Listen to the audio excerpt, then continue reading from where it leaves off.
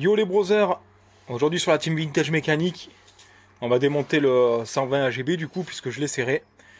On va faire ça ensemble, donc aujourd'hui je vais faire que du démontage, hein. Je vais quand même vous expliquer 2-3 trucs parce qu'il y a des trucs à respecter lors du démontage sur une dirt comme ça, notamment pour la distribution et les repères. Dans un second temps, qu'est-ce que j'ai envie de rajouter à ça? Je suis un petit peu dégoûté mais je l'aurais bien cherché. Vous savez bien que quand une dirt elle a été restée longtemps à l'arrêt, qu'elle a pas trop été entretenue, il faut quand même checker plusieurs trucs. Moi j'ai fait une grosse remise en route, j'avais fait les trois quarts du boulot et puis après je suis parti comme un con et en avant guingamp quoi. Même si j'ai fait une vidange, ça fait pas tout. Donc aujourd'hui, si elle a serré, je peux m'en prendre un petit peu qu'à moi, mais bon c'est pas grave. On va faire ça ensemble, c'est parti, on démonte, je suis avec Mickaël. Hop, vous calez au PMH, point Moreau, donc au volant moteur et dans le cage de distri. Donc là derrière ce cage vous avez la distribution. Pour l'enlever, hop, c'est la petite vis de 10 qui est ici. Je veux pas dire de bêtises, pardon, oui, ici. Donc vous enlevez celle-là et vous avez accès au cage de distri. C'est parti. C'est bon, j'ai trouvé la surprise. Voilà. Voilà. Donc vous avez tout compris. C'est ça qui me fait ma perte de compression. C'est ça qui fait tout. J'ai arraché, j'ai carrément arraché l'allumage sur la brelle. Donc il faut que vraiment que j'aille voir. Et je pense qu'il va falloir que j'éclate tout le moteur pour trouver le problème. Mais là je pense que je vais carrément changer parce que quand je vois ça, ça signe la fin. Voilà. C'est la fin pour ce bloc. En l'occurrence. Donc bon, en gros, vu que je vais ouvrir, c'est pas grave, on va se caler, hein. Il faut que je fasse encore un tour. Voilà, donc là je suis au point Moreau, en gros ici, comme tu peux le voir ici, tu as un repère, tu t'alignes ici. Et puis ici, hop, autofocus s'il te plaît, tu as un petit point, il faut l'aligner au repère qui est dedans. On va quand même, je vais quand même tout enlever, mais bon, je sais même pas si je continue cette vidéo. Je vais vous poster ça, je pense. Mais on a trouvé la source du problème avant de tout démonter bêtement. Voilà. Là, je sais pas quoi trop dire, je suis deg. Tu m'étonnes. Ah ben là, Je suis deg. Là, j'ai vraiment fait du mal en fait de vouloir faire le guignol à tirer une grosse pointe avec et tout. C'est pas fait pour. Hein. Normalement, il faut faire varier les régimes sur ce type de petites bécanes là. Voilà, c'est vraiment des petites bécanes typées cross, donc les régimes doivent varier. C'est pas trop fait pour faire de la route, ou sinon il y a de la prépa à faire quoi. Il faut une transmission qui tire un peu plus longue pour pas que le moteur soit en souffrance. Mais voilà, quand tu vois ça, t'as compris la musique quoi. T'as compris. Je sais même pas s'il peut pas sortir. Je vais regarder, je vais démonter et on regarde. Pas changer le bloc hein, par déduction parce que là ça va commencer à chiffrer. Je vais vous expliquer. Donc on va déculasser et tout. Avant d'aller plus loin, quand vous n'avez pas l'habitude, prenez des photos de tous les emplacements de chaque vis. C'est important sur un 4 temps. Donc je me répète, ici je me suis calé au point Moreau. Repère ici. Repère ici, aligné à celui qui est à l'intérieur. Là je vais pouvoir démonter. Qu'est-ce que je vais pouvoir démonter? Les 4 vis devant, c'est du 10. Et ensuite, je vais pouvoir démonter les 3 de 8 ici. Ça va être ma distri. C'est parti. Toujours au PMH. Ici, je mets ma distri comme ça. Et regardez ce que je fais. Je remets chaque vis à son emplacement comme c'était à l'origine. Pour les rondelles ici, je sais que la rondelle en cuivre, elle va en bas exactement à celui-là. Voilà. Donc là, maintenant, je vais pouvoir démonter ici. Et de l'autre côté, s'il y en a un, et sortir dans un premier temps macula. C'est parti, donc celui-là les gars.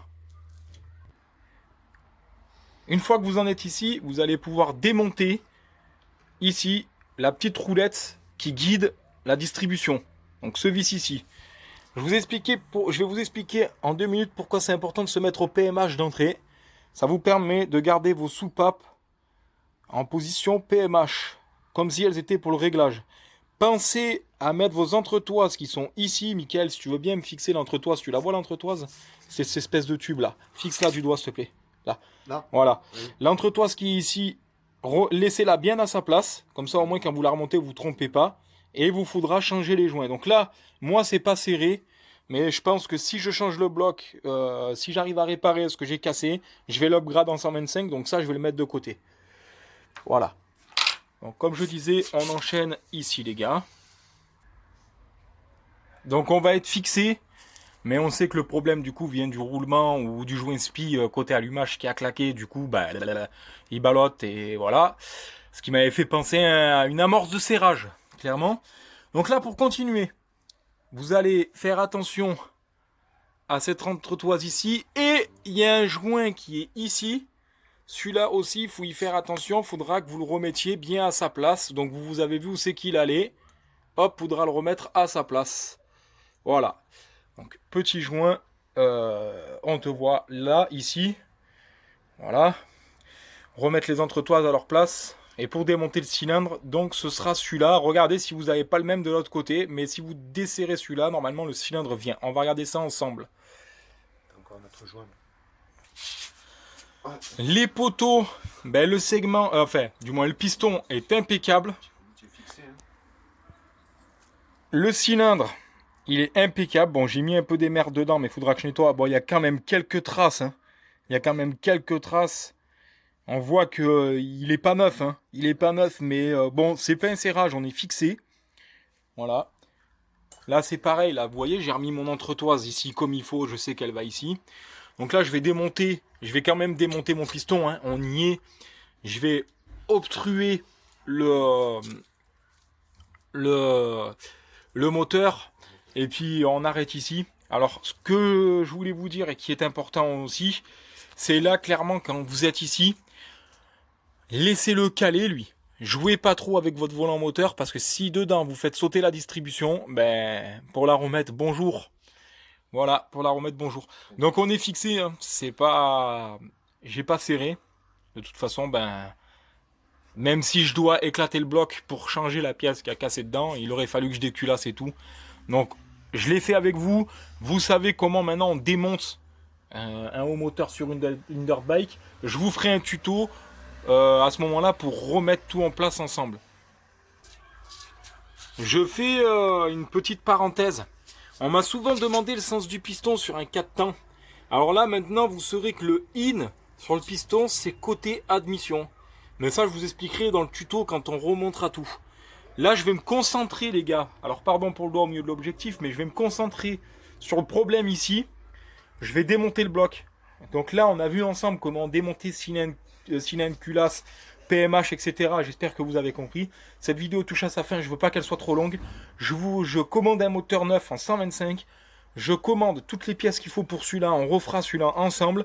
Mais pour cette moto-là, je vais l'upgrade directement en 125 Lifan. Je repars sur un moteur. Et on refera celui-là propre sur un établi, tranquille ensemble. Je vous expliquerai étape par étape. Comme ça, vous serez géré votre dirt bike et son entretien dans l'ensemble. Un petit bonus. Les gars, si vous voulez savoir si, par exemple, ça c'est un 120. Voilà, vous avez l'alésage ici. Si vous voulez savoir si un 125 passe, je peux vous expliquer comment le faire en prenant les entraxes ici et tout ça. Par rapport à la course aussi du vélo, mais en général c'est la même. Et je voulais savoir, qu'est-ce que t'en pensais, toi, Mika, de mon petit boîtier CDI? Ah ben malheureusement, hein, comme on dit, ça finit de signer la fin du CDI là. Ah là, on est en point, c'est ouais. C'est la rupture de contrat. De contrat, mais tout à fait motivant. Voilà. Donc les gars, explication, fonctionnement, moteur 4 temps, tout ça. Si vous voulez plus de détails, plus de vidéos, n'hésitez pas à me dire tout ce que vous voulez savoir en commentaire. Je peux vous aider là-dessus.